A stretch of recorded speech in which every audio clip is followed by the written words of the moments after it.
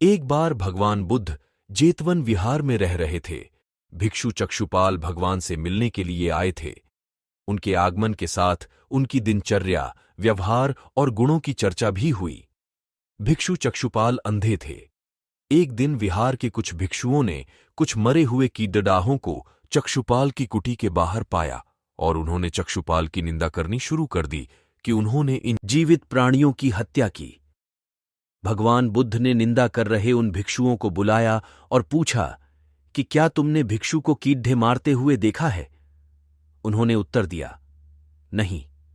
इस पर भगवान बुद्ध ने उन साधकों से कहा कि जैसे तुमने उन्हें कीड़ों को मारते हुए नहीं देखा, वैसे ही चक्षुपाल ने भी उन्हें मरते हुए नहीं देखा और उन्होंने कीड़ों को जानबूझकर नहीं मारा है, इसलिए उनकी भर्त्सना करना उचित नहीं है। भिक्षुओं ने इसके बाद पूछा कि चक्षुपाल अंधे क्यों हैं? उन्होंने इस जन्म में अथवा पिछले जन्म में क्या पाप किए? भगवान बुद्ध ने चक्षुपाल के बारे में कहा कि वे पूर्व जन्म में एक चिकित्सक थे।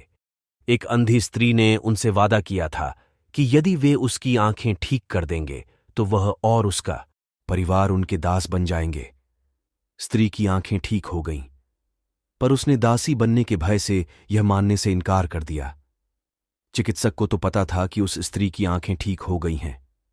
वह झूठ बोल रही है। उसे सबक सिखाने के लिए या बदला लेने के लिए चक्षुपाल ने दूसरी दवा दी।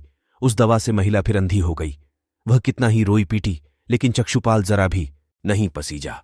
इस पाप के फलस्वरूप अगले जन्म में चिकित्सक को अंधा बनना पड़ रहा। एक बार भगवान बुद्ध अपने अनुयायियों के साथ किसी गांव में उपदेश देने जा रहे थे।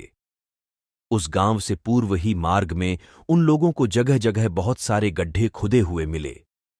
बुद्ध के एक शिष्य ने उन गड्ढों को देखकर जिज्ञासा प्रकट की, आखिर इस तरह गड्ढे का खुदे होने का तात्पर्य क्या है?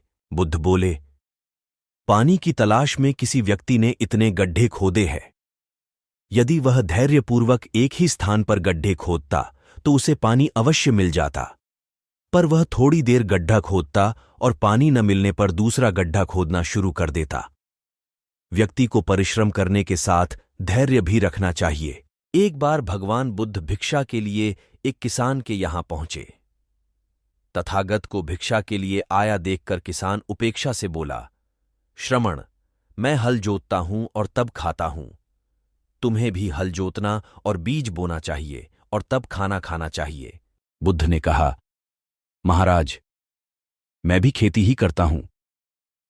इस पर किसान को जिज्ञासा हुई और वह बोला, मैं न तो तुम्हारे पास हल देखता हूं, ना बैल और ना ही खेती का स्थल।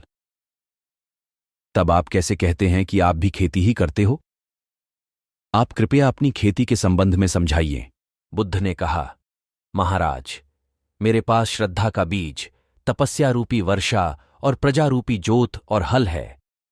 पाप भीरुता का दंड है, विचार रूपी रस्सी है, स्मृति और जागरूकता रूपी हल की फाल और पेनी है। मैं वचन और कर्म में संयत रहता हूं। मैं अपनी इस खेती को बेकार घास से मुक्त रखता हूं और आनंद की फसल काट लेने तक प्रयत्नशील रहने वाला हूं। अप्रमाद मेरा बैल है, जो बाधाएं देखकर भी पीछे मुंह नहीं मोड़ता है। वह मुझे सीधा शांतिधाम तक ले जाता है। इस प्रकार मैं अमृत की खेती करता हूं।